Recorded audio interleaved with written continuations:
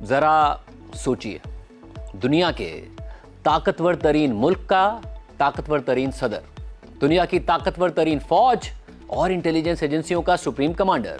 اتنے بڑے بڑے فیصلے کرتا ہے اور اسے پتہ ہی نہیں ہوتا کہ جن کے بارے میں وہ فیصلے کر رہا ہے وہ آگے سے کیا کر سکتے ہیں۔ کل سیز فائر میں توسیع سے پہلے صدر ٹرمپ نے بار بار بیانات بدلے۔ پہلے امریکی وقت کے مطابق صبح یہ دعویٰ کر دیا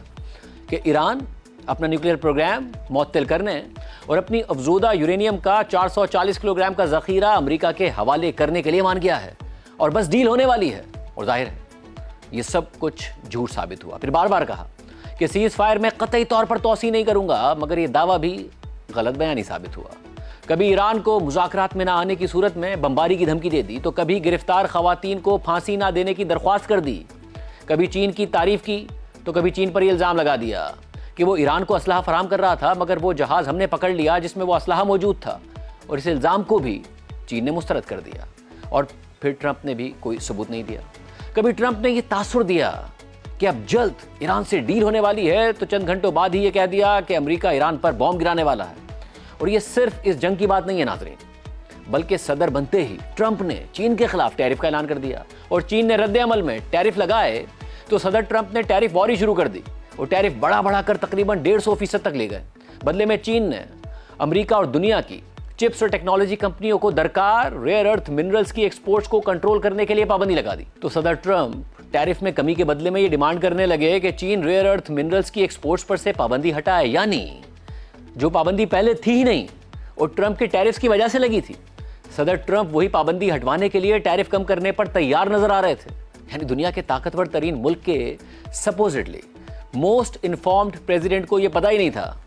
کہ اگر ان کے پاس ٹیرف کا ہتھیار موجود ہے تو چین کے پاس بھی ریئر ارتھ منرلز کی ایکسپورٹ پر پابندی لگانے کا ہتھیار موجود ہے۔ اور انفیکٹ اب 1 سال گزرنے، امریکی عدالتوں کے ٹیرف کے خلاف فیصلے آنے اور ٹیرفز کے باوجود امریکہ کا کوئی فائدہ نہ ہونے کے بعد یہ بات ثابت ہو گئی ہے کہ صدر ٹرمپ کا ٹیرفز کا ہتھیار اور اختیار فرضی تھا، اور چین کا ریئر ارتھ منرلز کی ایکسپورٹس کنٹرول کرنے کا ہتھیار حقیقی تھا۔ دلچسپ بات یہ ہے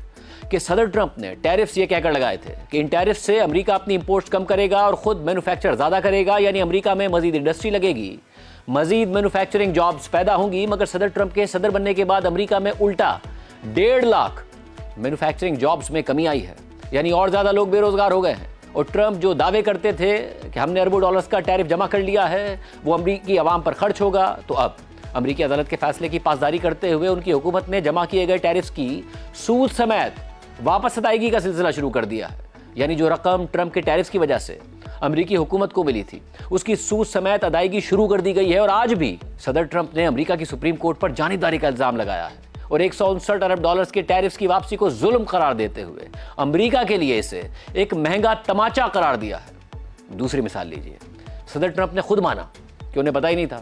کہ ایران پر امریکہ اور اسرائیل حملہ کریں گے تو ایران جواب میں عرب ممالک پر اتنے شدید حملے کر دے گا، حالانکہ ایران کے اس وقت کے سپریم لیڈر آیت اللہ علی خامنائی کہہ چکے تھے کہ اگر امریکہ نے اسرائیل کے کہنے پر ایران پر حملہ کیا تو یہ جنگ پورے خطے کی جنگ بن جائے گی، مگر ٹرمپ کو پھر بھی اندازہ نہیں تھا۔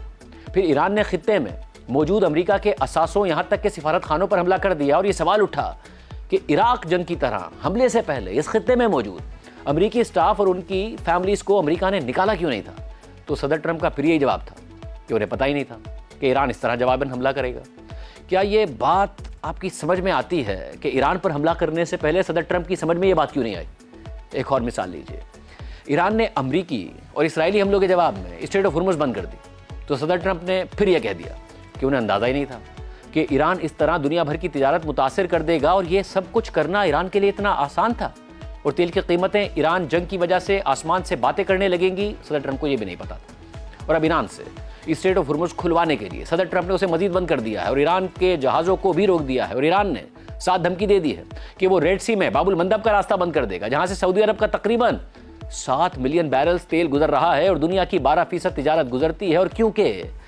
صدر ٹرمپ بعد میں یہ کہہ سکتے ہیں کہ انہیں تو پتہ ہی نہیں تھا کہ ایران اور اس کی پراکسی حوثی باغی باب المندب کو بند کر سکتے ہیں، اسی لیے امریکی اخبار وال اسٹریٹ جرنل کے مطابق سعودی عرب نے صدر ٹرمپ کو کہا ہے کہ وہ اسٹریٹ آف ہرمز کا بلاکیڈ ختم کر دے، کیونکہ یہ خطرہ موجود ہے کہ جواب میں ایران باب المندب نہ بند کر دے۔ اور اب تو سی این این کے لیے ان کے نمائندے ڈینیل ڈیل کے تجزیے کے مطابق صدر ٹرمپ اب بہت ہی سادہ سی باتوں پر بھی غلط بیانی کرنے لگے ہیں۔ ٹرمپ نے جمعے کو کہہ دیا کہ اسٹریٹ آف ہرمز کا مسئلہ ختم ہو چکا ہے، مگر واضح طور پر ایسا نہیں تھا۔ صدر ٹرمپ نے جمعے کو یہ بھی کہہ دیا کہ ایران نے دوبارہ کبھی اسٹریٹ آف ہرمز بند نہ کرنے پر اتفاق کر لیا ہے، مگر اگلے ہی دن ایران نے اسٹریٹ آف ہرمز کو دوبارہ بند کر دیا۔ ٹرمپ نے یہ کہہ دیا کہ جے ڈی وینس مذاکرات کے لیے پاکستان نہیں جا رہے، مگر پھر امریکی حکام نے فوراً کہا کہ جے ڈی وینس ہی پاکستان جا رہے ہیں۔ صدر ٹرمپ نے پیر کی صبح یہ کہہ دیا کہ جے ڈی وینس پاکستان کے لیے روانہ ہو چکے ہیں اور اسلام آباد کے وقت کے مطابق آج رات وہاں پہنچ بھی جائیں گے، اور پھر امریکی حکام نے فوراً کہا کہ نہیں،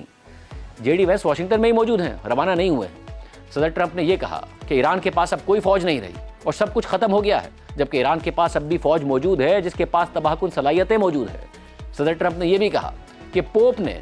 ایک بیان جاری کیا ہے جس میں انہوں نے کہا ہے کہ ایران ایٹمی ہتھیار رکھ سکتا ہے، مگر ایسا کچھ نہیں ہوا تھا اور پوپ نے ایسا کچھ نہیں کہا تھا۔ صدر ٹرمپ نے یہ کہا کہ جنگ میں امریکہ نے جو طیارے کھوئے ہیں وہ زیادہ تر فرینڈلی فائر کی وجہ سے کھوئے ہیں۔ انہوں نے یہ بات اسی تقریب میں کہی جہاں وہ تفصیل سے اس واقعے پر بات کر چکے تھے کہ اس وقت کیا ہوا تھا جب ایران نے ایک امریکی طیارہ مار گرایا تھا، یعنی جو خود بات کی خود اسی کی نفی بھی کر دی۔